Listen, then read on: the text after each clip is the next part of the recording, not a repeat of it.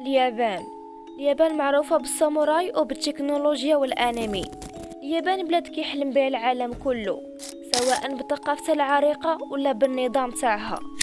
ولكن واش كتعرفوا بلا ورا هاد الصورة الزوينة كاين عالم مظلم؟ قصص وحقائق أكثر من صادمة، سواء من الجرائم الغامضة حتى الطقوس والتقاليد الغريبة.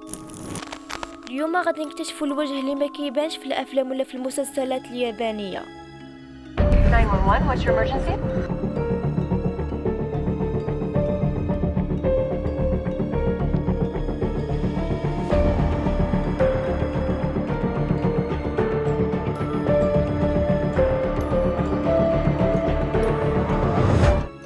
إلا مشيتي اليابان، أول حاجة غادي تلاحظها هي الشوارع النظيفة.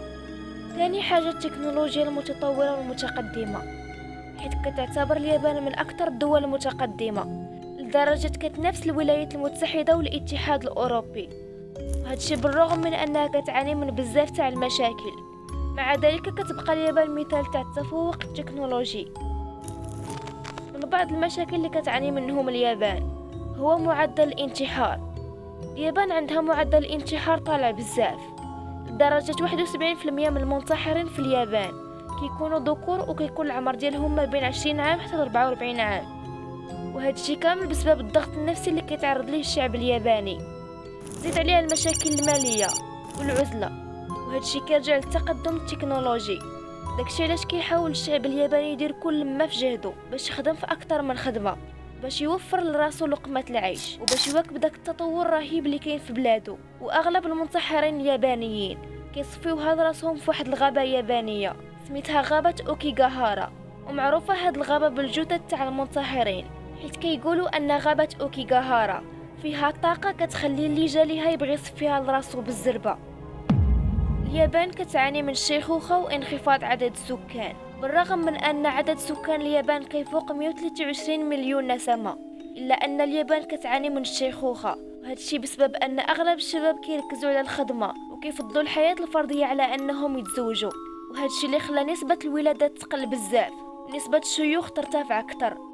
وهذا الشيء اللي خلق أزمة سكانية صعبة، وبالتالي يقدر يخلق أزمة اقتصادية مستقبلا.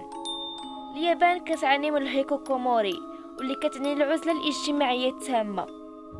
كاين فئة كبيرة من الشباب اليابانيين اللي كيعانيو من العزلة الاجتماعية وما كيبغيوش يخرجوا من ديورهم باش يختلطوا بالناس، داكشي علاش كيحبسوا على راسهم في ديورهم، وكتقدر تكون المدة تاع العزلة أكثر من شهر. هذه الظاهرة كيتزاد كل عام المعدل ديالها، وهي اللي كتسبب الضغط والقلق النفسي وبالتالي مشاكل نفسية، ومن بعد الانتحار. اليابان كتعاني من متلازمات الكاروشي، واللي كتعني ضغط العمل. الشعب الياباني معروف بتقديسه للعمل وبثقافة العمل القاسية ديالو، حيت الموظفين كيخدموا في أكثر من خدمة لساعات طويلة بزاف باش يوفروا لراسهم لقمة العيش وباش يواكبوا داك التطور السريع اللي كاين في بلادهم. زائد أن المعيشة غالية بزاف في اليابان، خصوصا في المدن الكبرى بحال مدينة طوكيو وأوساكا، وهذا الشيء اللي كيقدر يسبب أحيانا أنهم يموتوا بسبب الإفراط في العمل.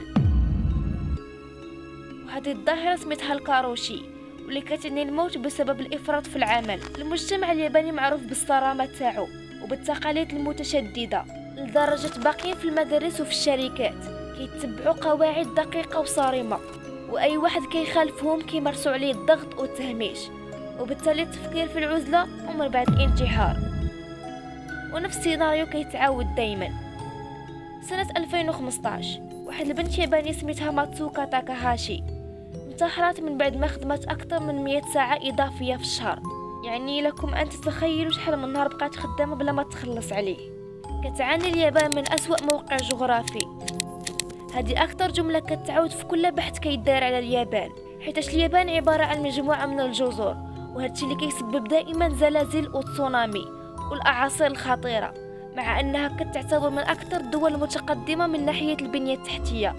ولكن الخطر باقي كيهدد الشعب الياباني، ومع ذلك الشعب الياباني متعايش مع هذه المشكلة تاع الكوارث الطبيعية.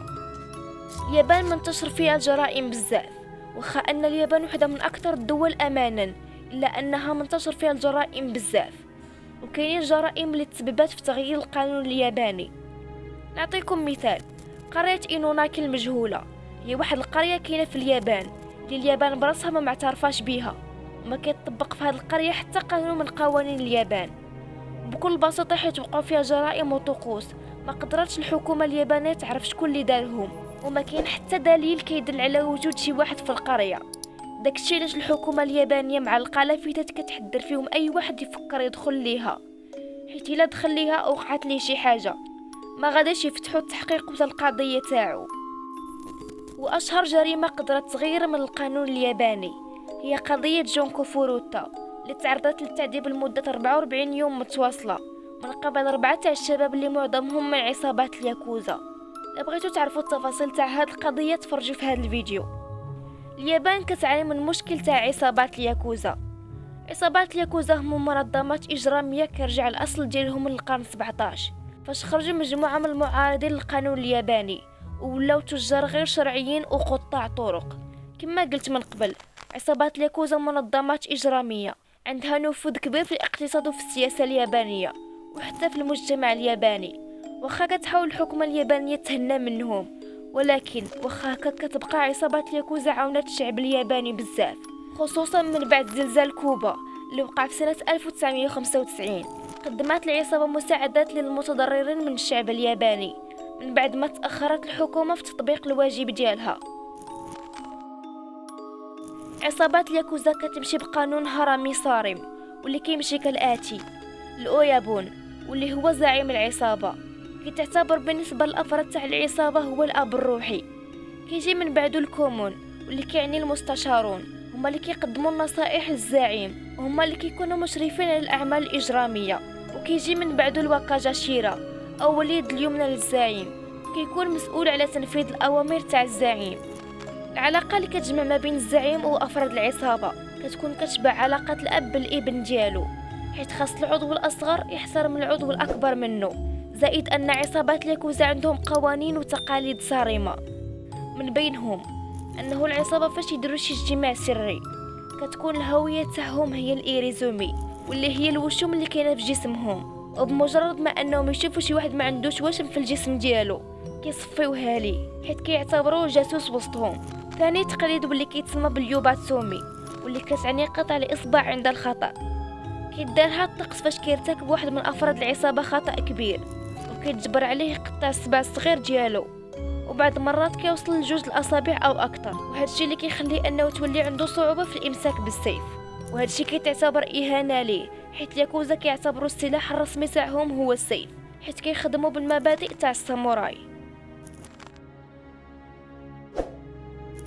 الشعب الياباني شعب متواضع وظريف بزاف، ولكن واخا هكاك كيخدم بمبدأ التطامي والأوماجي واللي كتعني الوجه المزيف للمجتمع. كيحاولوا اليابانيين يفرقوا ما بين الوجه الظاهر واللي كيمثل التصرفات اللطيفة والمؤدبة والوجه الحقيقي اللي كيتعتبر المشاعر المكبوتة. داكشي علاش تقدر تكون دايز في امان الله وتلقى شي ياباني ناعس ولا طيح في الطريق بسبب انه عيان من الخدمة. والمشكل الاكبر انه الا ما كانش دليل كيدل على انه انت حاولتي تعاونو غادي يعاقبك القانون الياباني، حيت هذه كتعتبر جريمة بسبب ان اليابانيين كيامنوا بان الموت بسبب العمل موت شريف. واش فراسكم بان الاسلام في اليابان غادي ينتشر بواحد الوتيره اللي شبه سريعه، حيت دابا في اليابان كاين اكثر من 230 الف مسلم، منهم المهاجرين من دول مسلمه بحال ماليزيا، اندونيسيا، بنغلاديش وتركيا. ولكن عدد المسلمين اليابانيين اللي اعتنقوا الاسلام كيوصل العدد ديالهم ل 50 الف مسلم ياباني. بدا كيوصل الاسلام لليابان في اواخر القرن 19 مع التجار المسلمين اللي كانوا كيجيو من الهند ولا تركيا، وتبنى اول مسجد في اليابان في سنه 1935 اللي كاين في مدينه كوبي واللي مازال حتى لحد الان كيصلوا فيه. وحاليا في اليابان كاين اكثر من 100 مسجد ومركز اسلامي متفرقين في المدن الكبرى بحال طوكيو واوساكا. واكبر مسجد كاين في اليابان اللي تبنى في سنه 1938. كيواجهوا المسلمين اليابانيين مشكله مع اليابانيين حيت عندهم بعض المفاهيم الخاطئه على الاسلام، وزيد عليها الاطعمه الحلال قليله خاصه خارج المدن الكبرى. واهم حاجه هي كاينين عرام تاع الجمعيات الاسلاميه في اليابان اللي خدامه على نشر الاسلام في اليابان، وكاينين بعض المدارس الاسلاميه الصغيره اللي كتعلم الاطفال اليابانيين الاسلام. ما تنساوش ديروا لايك وتبارطاجيو الفيديو مع شي حد عزيز عليكم. عطوني رايكم على المونتاج في التعاليق. تخيلوا بقيت فيه 5 ايام، 5 ايام تاع المونتاج. وهذا كان الفيديو تاع اليوم، نتمنى يعجبكم. دمتم في امان الله.